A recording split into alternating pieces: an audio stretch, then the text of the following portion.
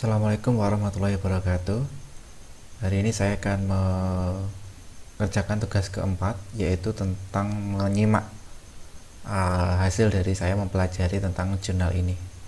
Yang pertama, jurnal ini adalah judulnya Using Realistic Mathematics Education and the Dapik Problem Solving Process to Enhance Secondary School Student Mathematical Literacy.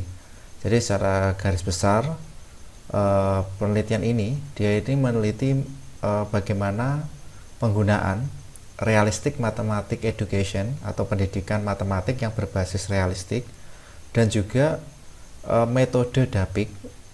Yang metode Dapik ini digunakan untuk memecahkan masalah berkaitan proses pemecahan masalah pada siswa secondary school, jadi siswa SMP lah kalau di Indonesia kan, siswa SMP berkaitan dengan matematika literasi, berkaitan dengan literasi matematik. Nah, yang pertama pada abstrak, jadi penelitian ini ada beberapa hal, yaitu sebagai berikut. Pertama ini berkaitan dengan abstrak. Nah, pada abstrak ini diperoleh beberapa hal. Abstrak pada paper ini saya kategorikan menjadi 3 bentuk. Yang pertama alasan penelitian, yang kedua metode yang digunakan, terus yang terakhir itu adalah hasil penelitian. Jadi bagaimana hasil penelitian ini ada di dalam paper ini.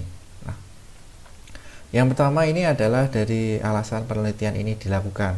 Jadi ada beberapa alasan kenapa penelitian ini dilakukan. Ada 3 elemen penting yang saya peroleh. Yang pertama adalah, jadi literasi matematik itu merupakan salah satu bentuk yang penting di dalam pembelajaran matematik. Jadi siswa, gambarannya kalau saya pahami, jadi siswa itu paham atau tidak matematik dari itu tidak langsung paham, dia harus mampu meliterasi. Literasi itu bisa berupa membaca, kemudian mempraktekkan, atau mungkin menggunakan, itu bentuk-bentuk literasi. Ini setelah saya Google dan lain-lain. Nah, yang kedua, alasan kedua itu realistik matematik, yaitu pembelajaran matematik yang menggunakan benda-benda yang ada di sekitar, atau bahasanya realistik, ya benda nyata. Itu merupakan salah satu usaha siswa untuk mudah mengkonstruksi pemahamannya. Jadi di sini ternyata ada teori realistik matematik, yaitu siswa itu lebih mudah diajarkan matematik kalau dia itu bisa membayangkan atau benda-benda contoh-contoh yang ditawarkan itu ada di sekitar siswa. Jadi mudah membayangkan karena realistik. Jadi kalau contoh-contoh atau mungkin alat peraga yang tidak realistik, itu siswa itu lebih sulit mengkonstruksi. Ini dari beberapa bacaan yang saya baca setelah membaca paper ini yang berkaitan dengan realistic mathematics education. Nah, alasan yang ketiga itu dari penelitiannya, kenapa penelitian ini layak dilakukan, yaitu satu, karena penelitian ini nanti akan ditinjau. Jadi siswa itu akan menyelesaikan permasalahan itu ditinjau dengan metode Dapik.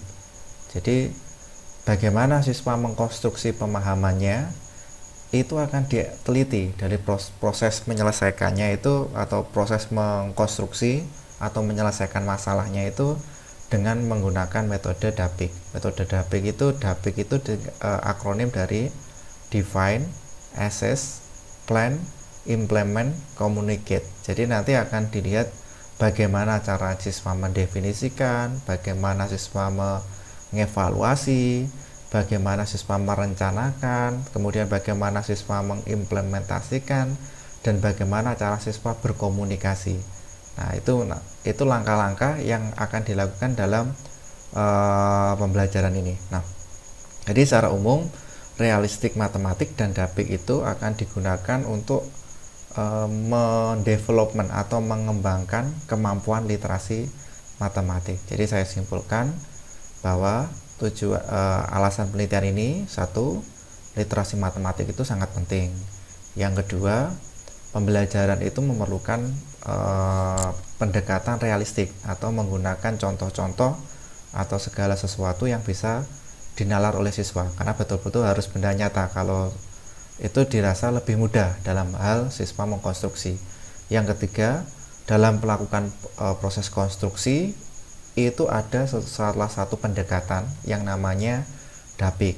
Dari tujuan penelitian ini, dengan melihat dan pentingnya literasi dan realistis matematik yang menggunakan metode Dapik, penelitian ini ingin mengembangkan bagaimana literasi matematik itu dikembangkan dengan menggunakan pendekatan Dapik. Jadi saya ulangi, bagaimana literasi matematik itu pengembangannya dengan menggunakan metode Dapik. Mungkin kalau agak berbelit-belit intinya seperti ini. Jadi dengan metode Dapik dia akan membuat pendekatan-pendekatan agar literasi matematik siswanya itu bisa lebih meningkat. Mungkin bahasanya seperti itu. Nah, mohon maaf kalau agak masih belibet, ini perlu belajar lagi untuk berkomunikasi. Nah, dari abstrak yang pertama ini ada abstrak yang kedua, yaitu metode penelitian. Nah, pada metode penelitian ini bisa saya tangkap, pertama dijelaskan bahwa penelitian ini menggunakan pendekatan research and development. Jadi dia melakukan dengan pendekatan research and development. Terus yang kedua, penelitian ini dalam research and development itu yang di riset dan di development itu adalah instruksi. Bagaimana instruksi? Jadi peneliti ini membuat suatu instruksi. Instruksi ini dengan pendekatan Dapik yang ada di atas itu dalam kaitan untuk meningkatkan proses literasi matematik siswa. Jadi yang dikembangkan dalam penelitian ini bukan berupa produk, bukan, tapi berbentuk langkah-langkah dalam hal untuk meningkatkan literasi matematik. Nah, kemudian di dalam penelitian ini untuk melihat apakah apakah berhasil pengembangan atau research and development instruksi itu, apakah berhasil itu dengan cara membandingkan pre dan post. Jadi pre-test dan post-test. Jadi literasi matematik siswa sebelum menggunakan instruksional yang menggunakan instruksional metode Dapik, kemudian nanti dibandingkan dengan literasi matematika siswa setelah menggunakan metode Dapik. Nah, kemudian dari ini juga dalam metode penelitian juga disampaikan bahwa subjek dalam penelitian ini adalah 104 siswa kelas 9 dari sekolah menengah di Bangkok. Jadi setingkat dengan kelas 3 SMP. Jadi 104 siswa kelas 3 SMP di sekolah menengah di Bangkok, Thailand. Jadi penelitian ini dilakukan di Thailand. Adapun hasilnya sebagai berikut. Dari tahapan-tahapan itu, dari tahapan pengembangan instruksi, maka terdapat 5 instruksi yang berhasil didapatkan. Yang pertama seperti ini. Jadi untuk mengajarkan literasi matematik ini ada 5 tahapan yang sebaiknya dilakukan. Satu, itu ada tahapan untuk mengajukan masalah kehidupan nyata. Kedua, bagaimana ada tahapan untuk menyelesaikan permasalahan atau menyelesaikan permasalahan yang berkaitan matematik baik secara individu atau dalam kelompok.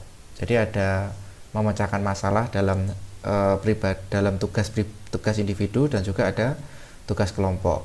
Yang berikutnya ada untuk mengembangkan literasi, ini ada perlu presentasi dan juga diskusi. Jadi tidak hanya bisa mengerjakan secara individu dan secara kelompok, tapi yang bersangkutan juga harus mempresentasikan untuk melihat apakah yang bersangkutan tuh paham nggak dengan cara atau langkah-langkah, dan juga nanti dapat masukan dari teman-temannya juga.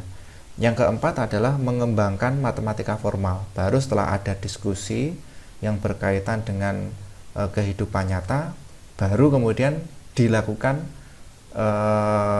pendekatan yang formal. Pendekatan formal itu baru masuk ke rumus-rumus dan lain-lain. Jadi bedanya kalau yang atas itu kita bermain dalam kehidupan sehari-hari, baru kemudian dikembangkan menjadi matematika formal. Contohnya misalkan ya, kalau yang 2-3 ini siswa diajari cara memotong roti. Baru yang keempat ini operasi menjumlahkan, setengah tambah sepertiga. Jadi yang dimaksud matematika formal itu adalah rumus-rumus yang formal. Nah, baru yang terakhir, setelah rumus-rumus atau hitungan matematika yang formal itu siswanya memahami, baru ini menerapkan pengetahuan. Jadi perlu dites dengan soal-soal kalau diberikan permasalahan yang itu bukan kaitan dengan kehidupan sehari-hari, bisa nggak menyelesaikan. Jadi ini hasil dari tahapan-tahapan, ada 5 tahapan yang diperoleh dalam penelitian ini untuk mengembangkan literasi matematik. Nah, hasil penelitian ini ternyata juga didapatkan setelah menggunakan 5 uraian yang sudah dikembangkan ini, didapatkan siswa yang sebelum menggunakan langkah-langkah ini ternyata nilainya lebih kurang begitu bagus dibandingkan siswa yang menggunakan metode ini. Jadi dia menggunakan metode ini, dari hasil penelitian yang pada paper ini menghasilkan lebih bagus yang menggunakan 5 metode ini. Mungkin seperti itu gambaran dari saya untuk bagian abstrak. Sekian saya cukupkan. Wassalamualaikum warahmatullahi wabarakatuh.